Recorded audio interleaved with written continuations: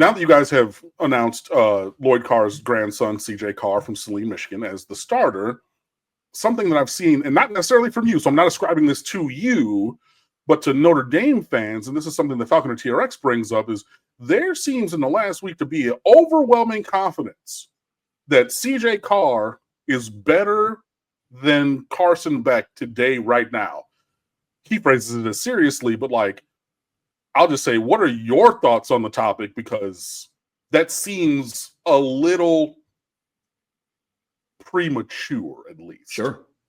Your thoughts? Yeah, look, I mean, Notre Dame fans were excited when CJ Carr was announced as starter, in the same light that Miami fans were excited to know that they were going from the Cam Ward era to the Carson Beck era. Understandably so. You get a guy with 2 years of starting experience at Georgia.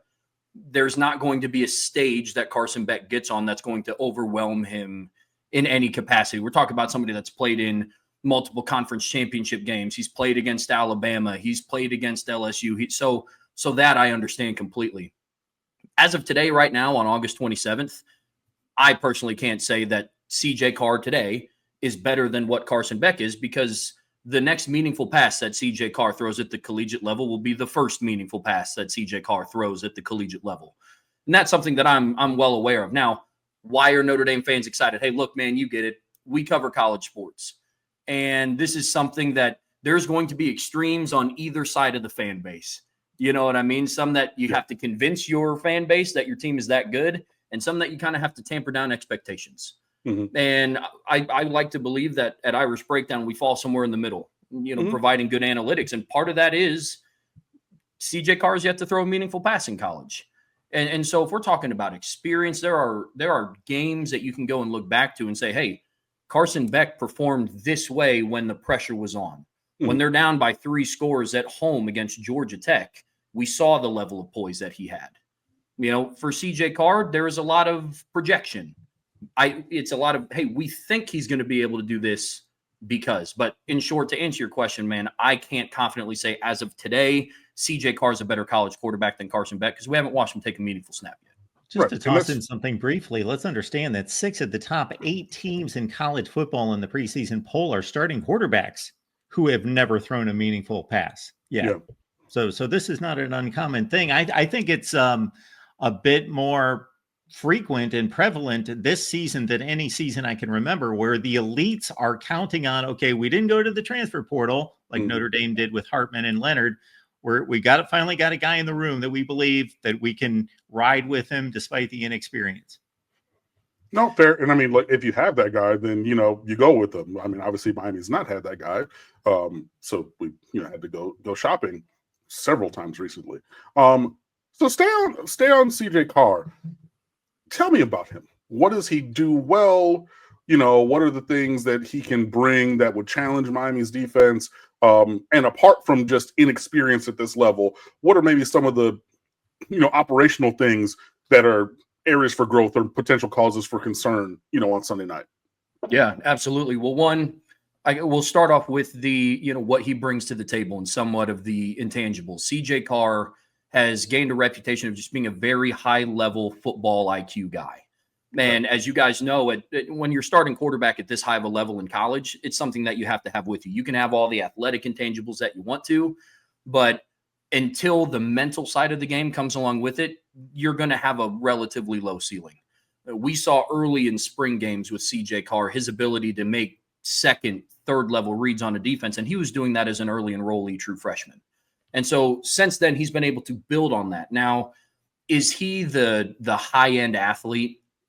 I'm not sure. I can't confidently say that because, again, limited sample size. I don't want to read too much into, well, this one time in this one spring game, he looked fantastic. It's like, okay, let's take that with a grain of salt. But there isn't a throw on the field that he can't make. I don't know if he can air it out and it's going to travel 70 yards in the air. But I have seen personally at practices throughout fall camp, in the spring game, and various jersey scrimmages, if there's a spot that he wants to put the ball, he has the ability to do that. Now, So outside of the experience piece, the caveat to that is he's a very confident kid, and he's somebody that has a lot of confidence in his ability to throw the football. So, and I'm sure Miami fans have seen the reports about it. He does have the tendency, he has a little bit of that gunslinger to him. Think back to, you remember Deshaun Watson in 2016, how he had a fantastic year, but also had 17 interceptions. I don't know if CJ Carr is going out and throwing 17 interceptions his first year as a starter, but mentality is a little bit like that. One of the things that makes him so great is his ability to push the ball down the field and fit into extremely tight windows. Sometimes you have to take a little bit of the good with the bad with him. But as you guys have seen in recent years with Notre Dame quarterbacks, it's going to be really difficult to win a championship throwing dump-off passes for 60 minutes. And so that also kind of fed into a little bit of the decision with CJ Carr. It's one of the things that helps separate him in the competition. Okay.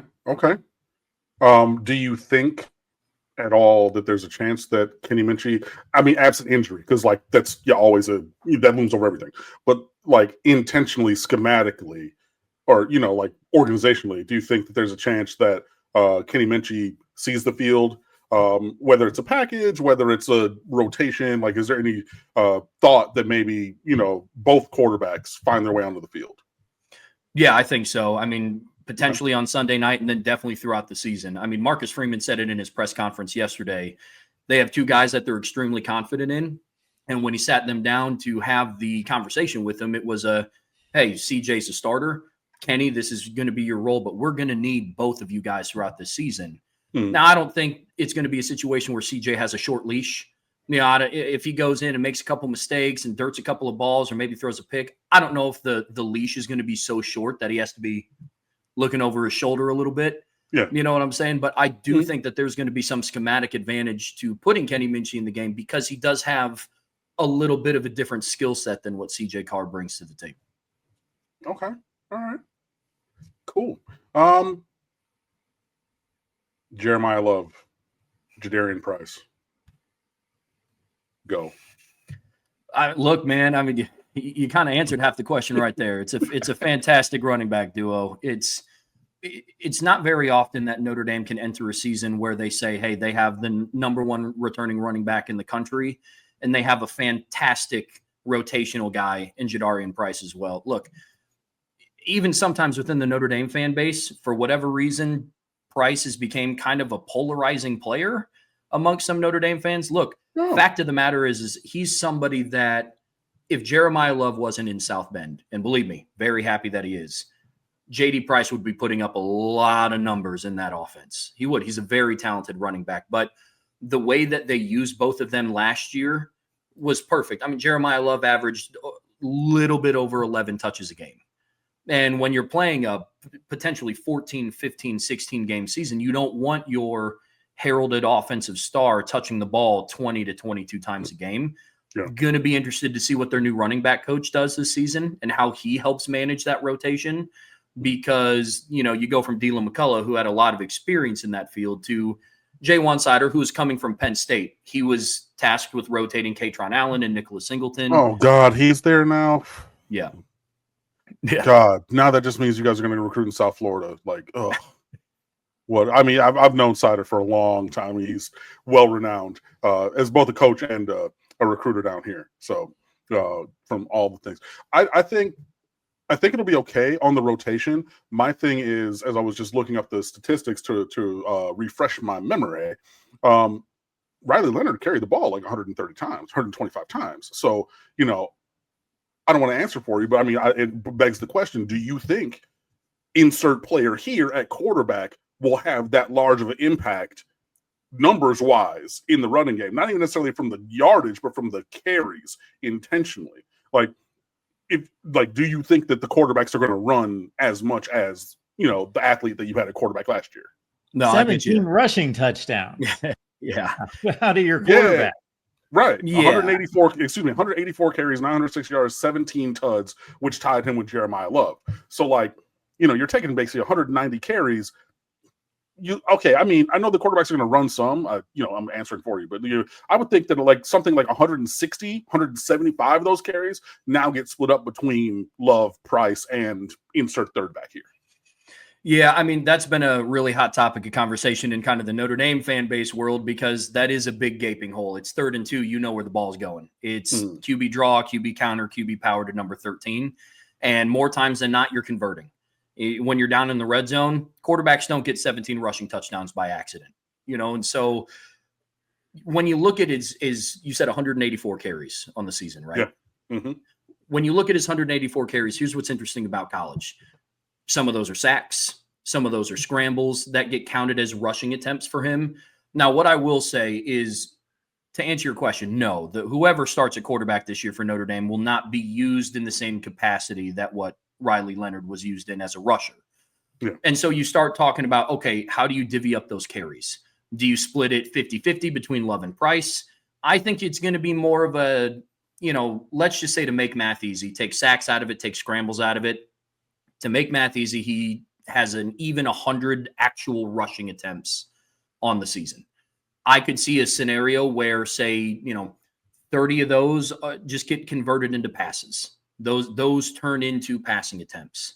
Then out of the remaining 70, I could see it in a world where, Jeremiah Love gets 40 of them and Jadarian Price gets 30 of them. And Notre Dame has a very deep running back room. So some of those are going to go to Aeneas Williams or Jabron Payne or Nolan James Jr., who's a true freshman this year. So it can get split up in a bunch of different ways, but nah, Cam, they're not going to run CJ Carr or Kenny Minchie anywhere close, in my opinion, to the same capacity that they did Leonard. Fair. Yeah. I mean, okay, I was going to play semantics, but it was a difference without a distinction. I think that some of the scrambles are the ones that turn into passes and then whatever. So it's whatever. I mean, it's splitting hairs the long. I mean, I'm bald now, but it's splitting hairs the long way to figure out those numbers. But yeah, that was a big thing. And I definitely wanted to ask about it because for the last, I think in a more impactful way than against other teams in the last 20 years, mobile running quarterbacks have really, really, really been the thorn in Miami's side. So, adding a quarterback into the math of the run game just changes everything in a different kind of way. So, I definitely wanted to bring that kind of a thing up.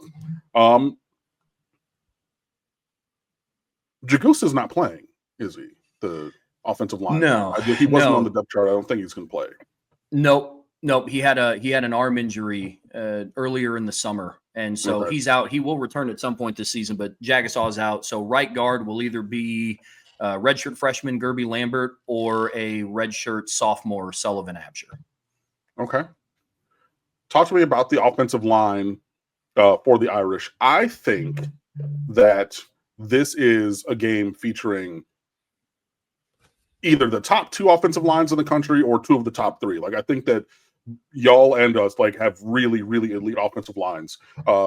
Just talk to me about who's going to play and just how that's become foundational for the offensive success for the Irish.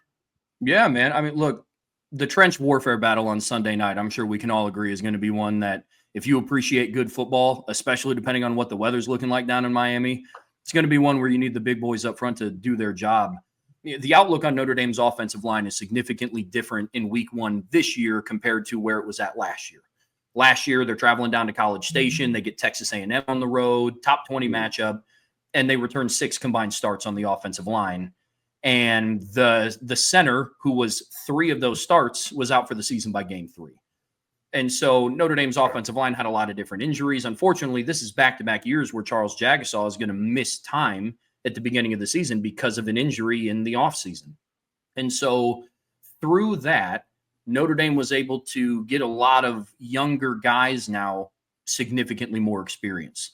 As somebody that now covers the team, I wasn't at this point last year, but it was not on my bingo card for Anthony Knapp, a true freshman, to start at left tackle when Charles Jagasaw went down. But he stepped in. He held his own against Nick Scourton, the edge rusher from Texas A&M, who's now in the league. Now, was it perfect? No. Was he also a true freshman? He was. So he now returns. He has 15 career starts under his belt. Left guard, Billy Schrouth. He is a veteran. When you go back and you pull up some of the numbers, when he's in the starting lineup, Notre Dame averages over 200 rushing yards a game.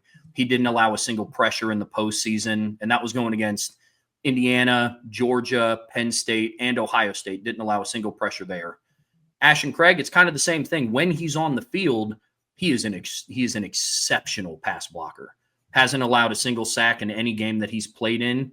But again, here's a caveat. He's played in 6. And so can he stay healthy? That's a question mark. But when he is, he's extremely valuable.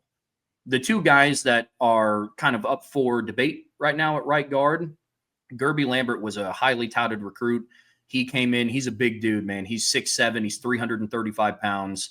He's somebody that has all the potential in the world. He was originally slated to be a right tackle, but they kicked him inside once Charles Jagasaw got hurt, and he's really impressed some coaches at camp. And then Sullivan Absher has kind of been their utility knife. He's a little bit longer than what Gerby Lambert is. He's 6'8". He's 327 pounds. He's an athletic kid. I think one of the things that's handicapped him is throughout his time at Notre Dame, they've tried him at right tackle, right guard, left guard, and they've also had him take some reps at center. And so it kind of begged the question, hey, if you ever need him to step into the starting lineup, did he get enough experience at just one position? I think we started to see that unfold a little bit throughout fall camp. It's why there's a position battle right now. I think the starter will be named here. If I were a betting man, which I am, I would probably say sometime in the next 24 hours. And then at right tackle, Emil Wagner. He's the only offensive lineman last year for Notre Dame that started, played, and finished all 16 games. And so last year, you're coming in with 6 combined career starts. This year, you're entering week 1 with 52 combined career starts and almost 3,000 snaps of experience amongst the bunch. So to your point, on both sides of the ball, these are 2 really impressive offensive line units going to work on Sunday. Real quick before we continue, just let me cut in with this. We are simulcasting on Twitter. However, if you're watching us on Twitter/X, we want you here in the chat. So we're going to cut that off here in just a second. So again, if you're watching on Twitter/X, make it on over to the Miami channel here on YouTube. Yeah, and if you're talking in the chat, like that's not actually streamed into here for any of the commentary or questions or anything. So yeah, come on over and join us here and everything. You know, I think this is a great conversation. Random, I just completely random. Just bear with me. My brain is crazy. I went to college with a young lady in the School of Music who has the same last name as you, Trevor. So I just literally looked down and was like, oh, Trowbridge. Like, oh, there's somebody in one choir that I was in umpteen million years ago. So whatever. Anyways. That's awesome.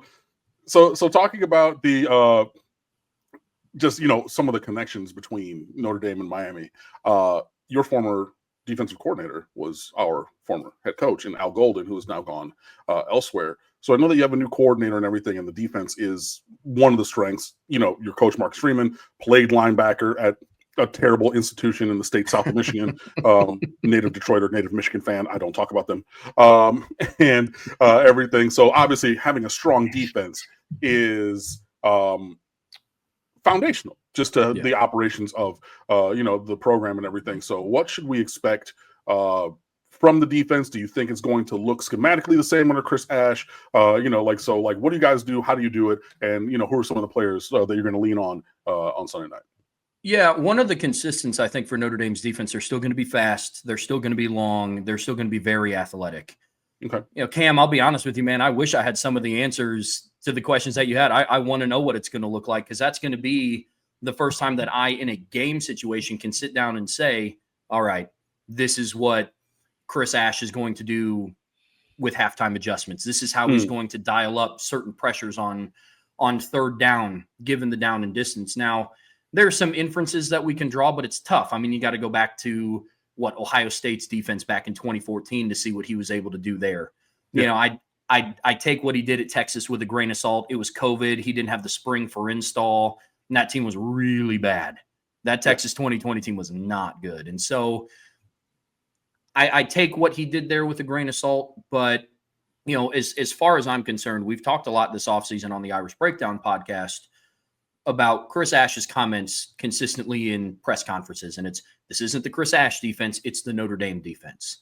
And in programs who have had sustained success before over a period of time, you know, I'm talking like Miami throughout the 80s, bleeding into the early 2000s, you went through different coordinators. You went through different position coaches, but what was consistent? The identity on defense remained the same. It's going to be tough to gain yards, not going to give much up. You're not going to give up big plays. Now, I was talking earlier on the show about the 0-1 Miami team. Man, I mean, that team, if they didn't score a single offensive touchdown, they end the season 8-5. That blows my mind. But that's how good that defense was. You know what I'm saying? And so I do. That was my sophomore year. I remember it very well. I had classes with some of those dudes. See, that's what I'm talking about, man. But it's it's to the point where will Chris Ash be able to maintain that identity and say, okay, regardless of who they plug and play in at coordinator, the Notre Dame defense umbrella is still, hey, they're going to not give a lot. They're not going to give up a lot of points per game. They're going to have a stellar, long, athletic pass defense. Biggest question is going to be how they're going to be able to get, pressure on the quarterback. And like we were just talking about, man, it's going up against a really tough offensive line in their first matchup. And so we're not going to have to wait that long to find out what Notre Dame's D-line is made of. But yeah, as far as players to keep an eye out on, there's the obvious ones, right? Like Leonard Moore at cornerback. He's one of the best, if not the best, returning cornerback in the country, and he's only a sophomore. Adon Schuler kind of steps into the, I don't want to say the role, I guess more the mantra of the role that Xavier Watts left vacated when he left for the NFL. He's now playing for the Falcons. Okay. Linebacking core is, I think, amongst some of the deepest in the country. Not ready to proclaim it as like the best, but I think they're in the top 10 discussion. And so, you got Drake Bowen coming back. He was one of the few people on defense that started, played, and finished all 16 games last year. And you got a host of people that are going to rotate in between Kingston Viliamasa, Jalen Sneed, Jaden Ausberry. Christian Gray was a cornerback who, again, another polarizing player in the Notre Dame fan base. There's some that think that he's the best cornerback that has played at the university, and there's some that don't think that he should be on the team. Again, he had a stellar first year as a true sophomore in the starting lineup.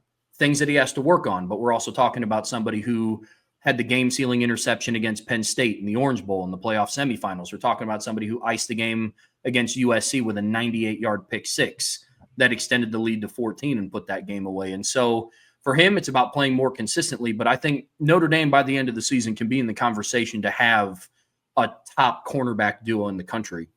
But again, the questions lie along the defensive line. You have to replace Riley Mills. You have to replace Howard Cross. RJ Oben was a starter last year. He transferred in from Duke. Performance was a little underwhelming, but in one of the biggest stages that Notre Dame had, he had a strip sack for a fumble, and Notre Dame recovered it and scored on the next play against Georgia. So you're having to replace three key starters. Two of them were All-Americans. So I don't know if they possess necessarily the star power that Riley Mills brought to the table, but they will be able to come at you in waves. It's a very deep defensive line rotation. And then on the edges, they just got healthier. Boubacar Traore's back. Bryce Young, he's a 6'7", 270-pound edge rusher. That he's the son of former Hall of Famer Bryant Young. He's stepping into the starting lineup now. And so for them, it's just, again, there's going to be a deep 5 to 6 man rotation on the edge, and it's going to be more of a, while we wait for that player to emerge, we'll be able to send waves at opposing offenses. So since you're waiting for a pass rush guy, do you think then potentially in the opener that Chris Ash will dial up maybe a couple more blitzes than maybe Golden would have done in the last couple of years to try to bridge that gap and get the pressure that you guys are looking for? Is that possible? Sure. It's a possibility. I think if I were to guess, I would assume, and probably the same thing for Corey Heatherman, since he's the first-year defensive coordinator at Miami too. Your guys' defensive line has a lot more proven commodities with Ruben Bain coming back and Akeem Mesidor and Justin Scott stepping into the limelight now. But with Chris Ash, I think that the game plan could be very much a let's see how much pressure we generate with the front four first. Ideally, as a defensive coordinator, you want to be able to send pressure when you want to, not when you have to. Yeah. Now, I think that's going to be a lot of his approach on Sunday night. Now, I don't think it will take long for him. Look, we know what type of quarterback Carson Beck can be when he has time in the pocket and he's able to get through reads cleanly.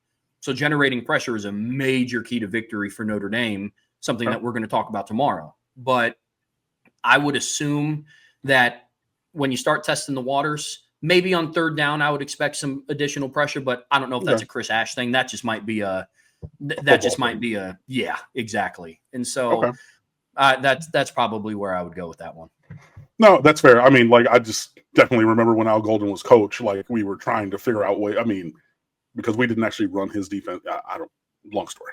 I'm not going to go back there. Anyways, but just trying to figure out how to get pressure. These are the questions that we kind of had. So I was just wondering. Anthony Manzano, Corey Dean, is Mark put up there. He said Chris asked a question for him. Anthony Manzano asked this question earlier that I wanted to highlight because everybody always talks about it.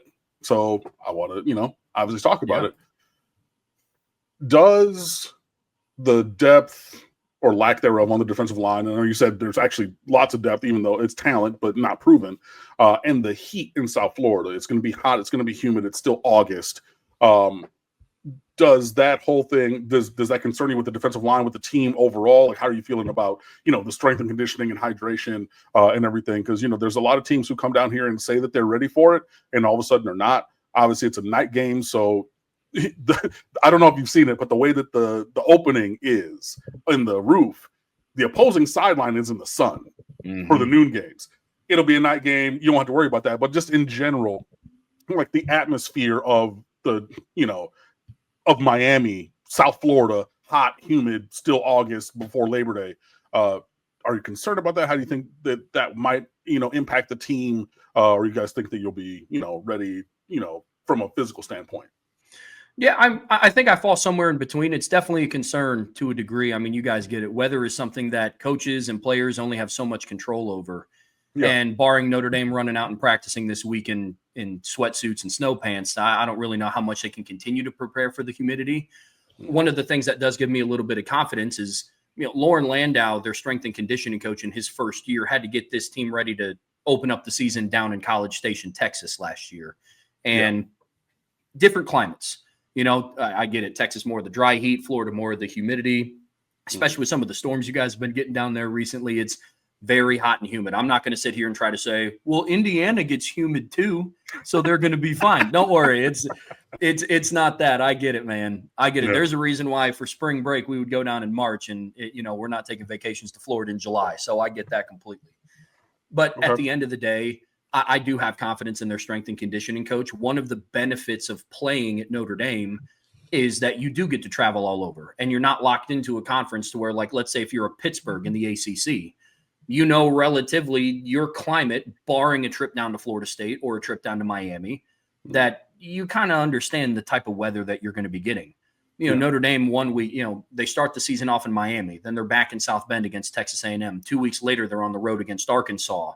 And, but then you kind of get the other aspect of traveling nationwide is, they go to Pittsburgh in November. I've never been out there in November, but I sure remember watching Steelers games growing up and what that weather starts to look like out in November. But then they finish their season out in Stanford. That's out in California. And so this team has had to get used to playing in multiple different climates. So is it a concern to a degree? Yeah, but I think the overall depth is what's going to help this team. No, that's a great answer. Yeah. I mean, what questions do you have for me, man? I know I've been, obviously leaning on your expertise for your beloved Irish and everything, but definitely open to flip it over. So, Yeah, no, man, I appreciate it. I mean, we all know what Miami did last year from an offensive standpoint. I mean, number 1 in the country in passing yards per game, number 1 in the country in scoring offense. I think you guys were at 43.9 points per game. Seemed like there was a different Cam Ward highlight up every week on SportsCenter, and so while I know you guys have a lot of confidence in Carson Beck, there's a lot of pieces in between that you have to replace. Your top 5 pass catchers. How do you kind of balance your guys' expectations around they have a lot of talent, but it's relatively unproven to a degree at this level? How do you kind of look at your receiving core going into Sunday? Oh, okay. So, I mean, there's 2 questions. So, one, I think that I'll work backwards. I'll start with the receiving core. There's lots of talent. There's going to be more rotation from Miami in terms of who plays this year. Last year, we had 4 receivers. It was set it and forget it. It was going to be some combination of Sam Brown, Jacoby George, Isaiah Horton, and Xavier Restrepo. Might be all 4 of them, but it's probably going to be 3 of the 4 of them. Add in Elijah Arroyo at tight end, which allows you to be multiple with your formations if you have him out there as opposed to a 4th true receiver. But it was basically, so even if I were to put in Arroyo, it was them 5 dudes. That's it. Yeah. This year, you're going to see a lot more names. You're going to see a lot more rotation. I am working on my responses for our Q&A with One Foot Down, our sister site over on SB Nation, the Notre Dame blog.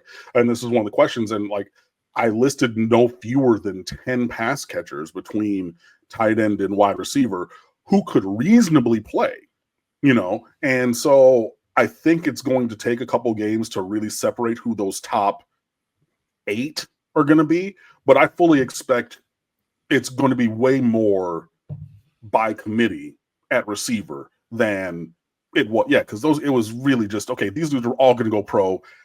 We got young guys with talent like Josiah Trader, or who's going to start this year. He was a 5-star. He played in high school with Jeremiah Smith. Now I know Jeremiah Smith is Jeremiah Smith, right? But he was another 5-star receiver on the same team. Everybody in America wanted JoJo Trader, right? So he has the talent. You got to go show it. 2 years ago, CJ Daniels had almost 1,100 yards and 10 touchdowns at Liberty. Had a foot injury last year at LSU. Everybody's forgotten about him. He's somebody who can go hoop. You know what I mean? Keelan Marion, first-team All-American as a kick returner, but he has 3 seasons with 20 or more catches in his career between Connecticut and BYU. He's somebody else who can go. Tony Johnson has almost 130 career catches. And those are just the veterans, not even bringing in the Malachi Tonys, who I'm really high on him. I think that he's going to be the guy.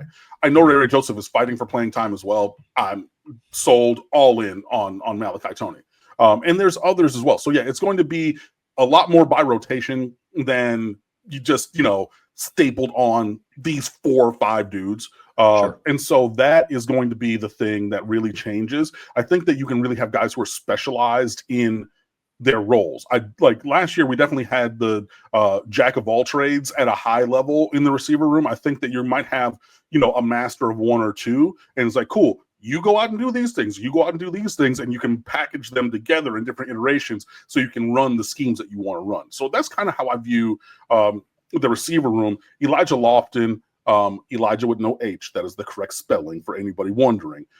He's Brevin Jordan 2.0. I mean, they're both south of 6'3", 240 pounds. They wear number 9. They both went to Bishop Gorman. Like, I can't, they just have different names, but they're the same dude. So if you look at the way that we used Brevin Jordan, I know it was a different staff and a different time, but those are the things that Elijah Lofton is going to be able to do. He can be in the backfield. You can hand him the ball. Like, we moved him to running back before when he was an early enrollee before last season because our running back room was so thin at the time with injuries and things like that. So he can be in the backfield. He can play fullback. He can play H-back. He can move. He can be your interior pass option. He can put him outside. You can run trick plays. You can do all kinds of different things. So he's definitely a Swiss Army knife, and I think that we're going to utilize him in those kind of ways. If you're looking for your traditional inline tight end, Alex Bowman transfers over from Tulane, so he offers that. And then we have 2 freshmen in Luka Gilbert and Brock Schott who are also in that kind of a way. To Tom Spagnolo in the chat, I never said, and I'm going to put it on the screen, I never said Cam and Carson Beck are in the same universe. I never said that. I was talking about the receivers. Getting to the other point of Trev's question, I think schematically, Miami's going to look like Miami. And Shannon Dawson said, okay, like every coach does, you go to these conferences, you watch film. He's talking to somebody else in the chat. Okay, cool. Got it.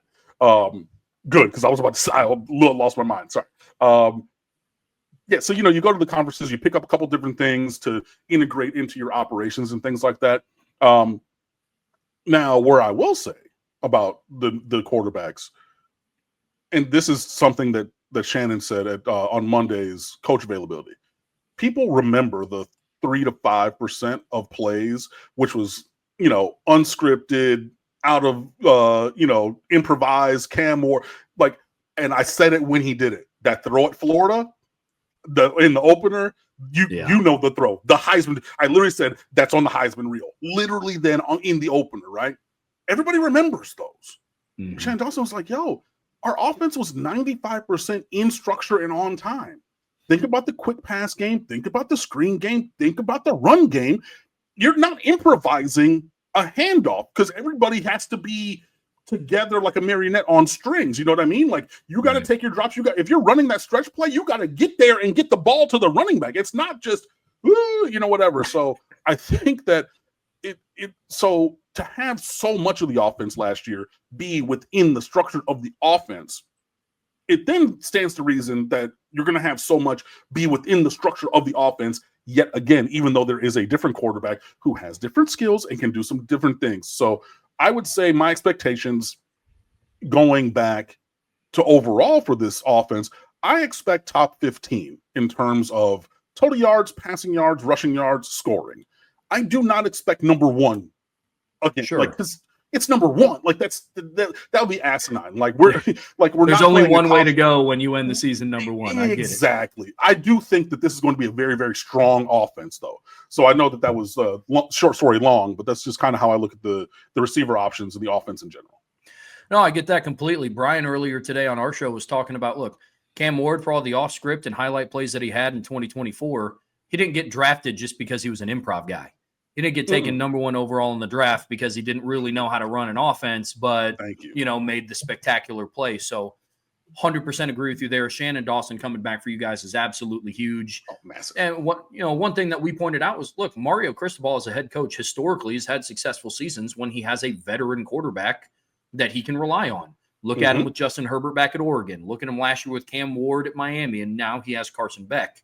Yeah, I want to flip gears to the defensive side of the ball because, like Notre Dame, you guys are also breaking in a new defensive coordinator.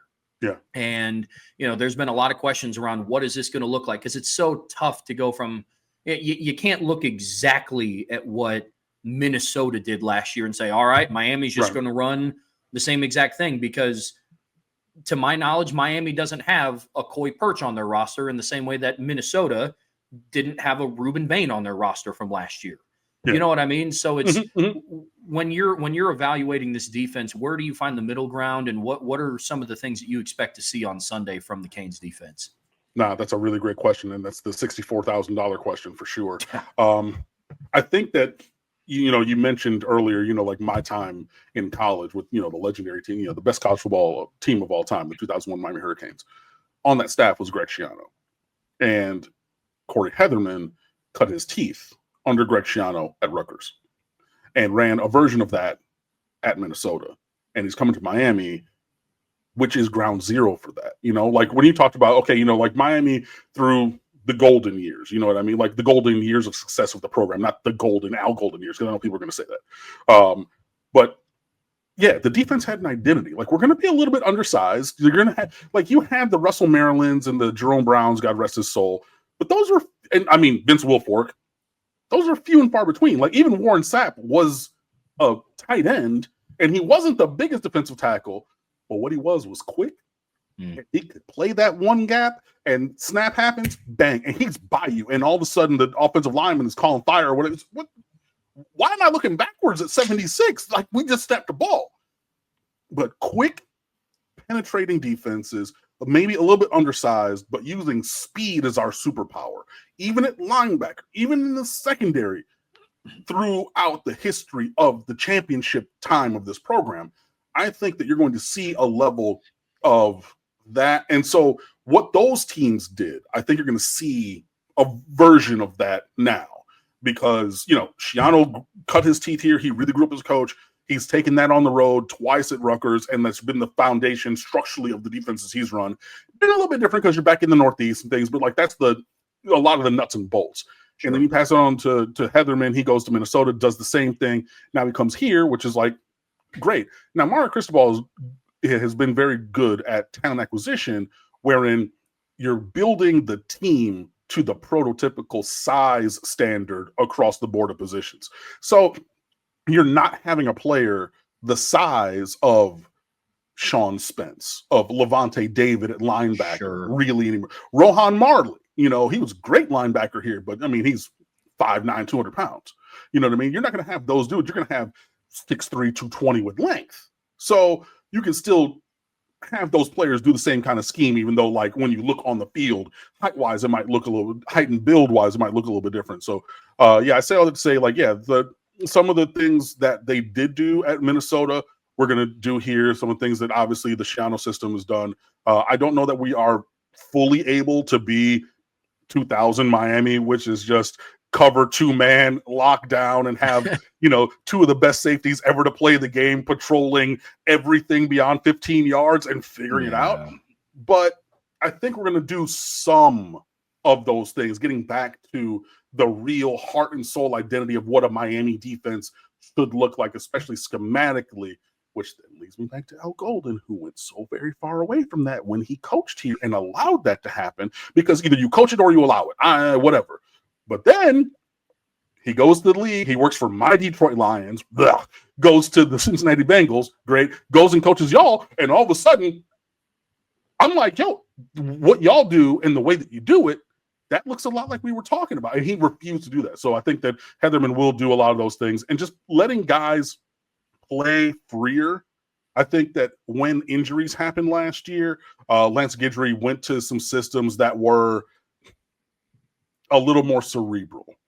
Gotcha. And you could see there was communication on the field, but it was one-way communication. Mish Powell, safety who came over from Washington, there were several times when you see somebody scoring a touchdown, his arm is over there pointing because he's passing a guy on zone, and the guy he's passing it to is, there with noise-canceling headphones just paying attention here, while the other team is celebrating on the sideline and changing the scoreboard. You know what I mean? So I think when you remove that, then you let guys think less and just react more, which we all know in sport can lead to more success, especially when you're playing defense, which is reactionary anyway. So hopefully we're going to be able to see some of that. Love that. No, absolutely. Last question I have for you, Cam.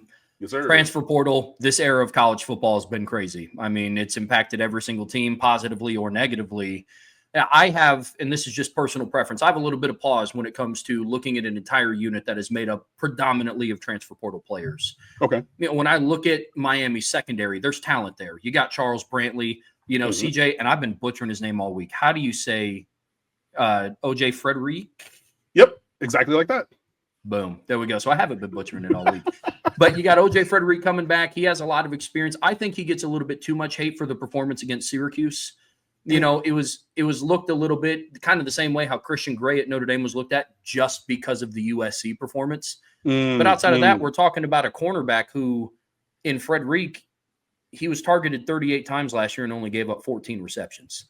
But you have that bad game against Syracuse, and that tends to kind of be the running gag of you until you have the opportunity to prove it differently. Right. And so, but when you look at the other pieces in the secondary, I'm confident that come, middle of September, end of September, leading into October, that group is going to have enough experience together on the field in games that they're going to start playing collectively. But what is your realistic expectation for game one?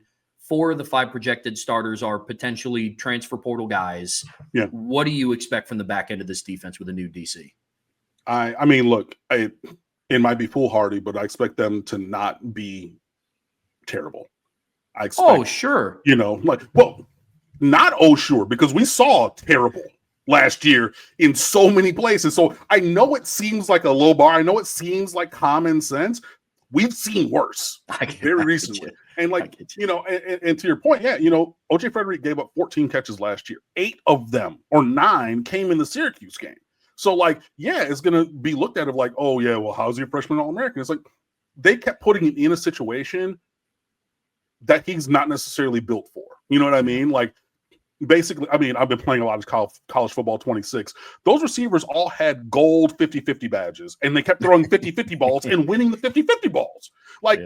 It wasn't like he gave up, curls and slants and digs and goes and flags and posts and they were cool. This one thing's work. This one thing works against him. Spam, spam, spam, spam, spam, and you can't stop it. It sucks, but that's what happened. But in terms of the performance from the secondary, look, you have Frederick as a freshman All-American. He's going to start. You got Zach Poyser, comes over from Jacksonville State, was also a freshman All-American. He's going to start. Jacoby Thomas from Tennessee, Charles Brantley, Florida native, went to Michigan State. He comes down. Ethan O'Connor from Wazoo. Damari Brown is, a homegrown legacy player. His father, who I worked with, also was on the '86 championship team. Selwyn Brown, he got injured I think like 2 plays after Ruben Bain in the opener. Like Ruben Bain got hurt on the second play, and I think it was not long after that Damari Brown got hurt. So yeah, there's other guys there as well. So there's lots of talent. I expect league average performance. Is that going to be good enough?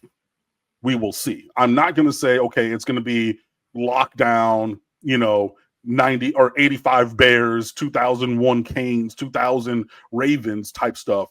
But I mean, the floor has to be raised by multiple levels. Miami's pass defense after the injuries last year was among the worst in captivity, even if you're talking mid-50s in terms of relative performance in ranking. That's the kind of performance that's delivered on Sunday. That would be a big step in the right direction. Now, hopefully, if we can get some pressure from up front, if our linebackers under new coaching and everything can start to also have impact in the game, they can patrol that second level and you get some pressure up front, maybe you get a blitz, maybe these things like that, and you can kind of help them out. That can then also improve their thing. So their performance. So yeah, there's lots of talent there. Look, Jacoby Thomas is a senior. He's played for 3 years. I don't care that it's somewhere else. Charles Brantley is a 6th-year senior who came in during COVID. If you can't hoop by now, you can't hoop. So I know that there is I could foresee there being some still ongoing communication errors and issues, but I really expect this unit to play to the level of excellence of the other units in this game. Right. So if we're talking about offensive line and defensive line and running back room and quarterback room and our running back room, I believe we have 4 or 5 starters in the room as well. No, there's nobody who's Jeremiah Love in our running back room. I'm not going to sit here and say that, but we got plenty of talent. But they're all in a similar, roughly kind of status in the world of college football. All of those individual units on both of our teams are in a similar kind of a range. And then there was the Miami secondary way down here. I don't expect them to continue to look like that. I do not want them to be Cinderella. I do not want them to be the redheaded stepchild who does not fit in with the other groups of the requisite caliber to be on programs of the caliber of Miami and Notre Dame. I expect them to look like they belong, and that's my hope. Now, whether they deliver it or not, ask me on, whatever time the game ends on Sunday night or Monday, but that's my expectation going in. I get you, man. Well, hey, that's all I had. Sounds like we're both fired up. We're ready for Sunday, baby. We're ready. Very much so, man. Yeah. So, I got a couple more preview pieces going up on stateoftheu.com. I'll definitely do, more of these talking things and everything, but I'm very, very ready. I will ask you just, one parting shot. Does any part of 2017, or does any part of 2017 linger in your mind of like, you know what I mean? Falconer TRX, this guy even see Miami win in 2017. So he's saying that you have a baby face. Cool. But like, does any of that carry over of like top 3 team coming down here and how that game went and it went off the rails real early? Are you like once bitten, twice shy? Are you worried about anything like that happening? Or are you just, I think this team is going to compete pretty well? I do think the team is going to compete pretty well. I mean, I guess my answer to your question would both be yes. I do remember it. I remember watching it. I've gone on record to say, look, man, I'm a diehard Notre Dame fan through and through, and I've been blessed to have this platform that I can go and talk about my knowledge of the game on and my love for the team. But that has been one of the very few games that I've ever turned off. And so, I know. But I remember the game. I do. And is there an aspect of it? Sure. The run that Notre Dame went on last year was one that I hadn't seen in my lifetime. Their win against Georgia in the Sugar Bowl and then Penn State in the Orange Bowl, something they hadn't done in 31 years. I'm 28 years old. I did not see the last time that they had a major bowl win. So I don't want to sit here and say that, well, this is just who Notre Dame is now, guys. Like that's why the season is so big to see, can they have sustained success? Now, I'm in the camp that believes that they can. They have to show me, and they get their first opportunity at that on Sunday. But, you always have that when it's this magnitude of a game between, 2 longstanding rivals in college football. You always have a little bit of that in the back of your mind. But, the coaching staffs for both teams are completely different. There's not a single player or coach or admin in the building at Notre Dame that was a part of that football team in 2017 that's still there right now. Now, big picture, do I think that Notre Dame could go down and lose? Yeah, that's a possibility. Do you know how hard it is to start the season 1-0? Like it's difficult, and so, but do I think that it'll be a 41-8 game either way? No, I don't. I don't. The stages that this team played on last season with how much that they return, the moment won't be too big. Not to say that the environment isn't tough, but we're talking about a team that played in multiple NFL stadiums last year, played against Texas A&M on the road to open the season, played in the national championship game and the Orange Bowl. But I'm also not one of those people that say, well, they just got done playing in Hard Rock Stadium 200 days ago. They'll be fine. Yeah, they weren't playing against Miami. There's not going to be 50% Notre Dame crowd in that stadium. I'm also aware of that too. Right. But the change in head coach makes me a lot more confident, because if anybody's been keeping track of what's been happening at LSU right now, those big game environments, some of those games still kind of look like that. And through Marcus Freeman's tenure, some of those big games haven't really looked like that in his time. So, got it. Yeah, that was just a thing that popped in my head. I mean, like, the Clemson guys always ask me about 58-0, which I was there for, in the same stadium, and literally spent the second half counting the people in the sections I could see from the press box, because like they were a handful literally in each section because everybody was gone.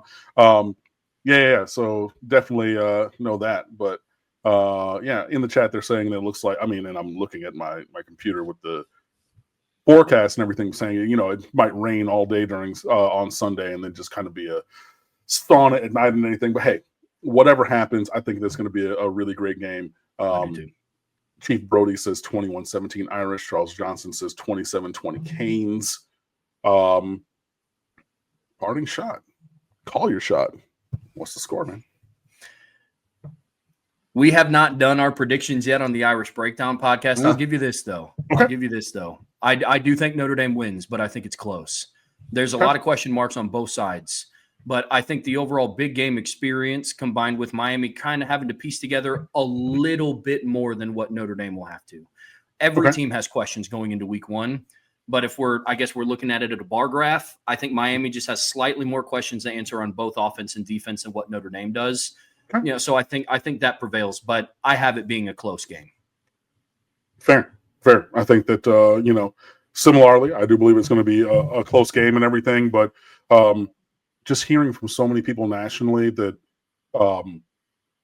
have written this game off as, like, on paper, you look at the schedule, okay, that's a loss, and then, hey, man, I don't know if it's pragmatic, I don't know if it's the, whatever, or it's the alum in me coming out.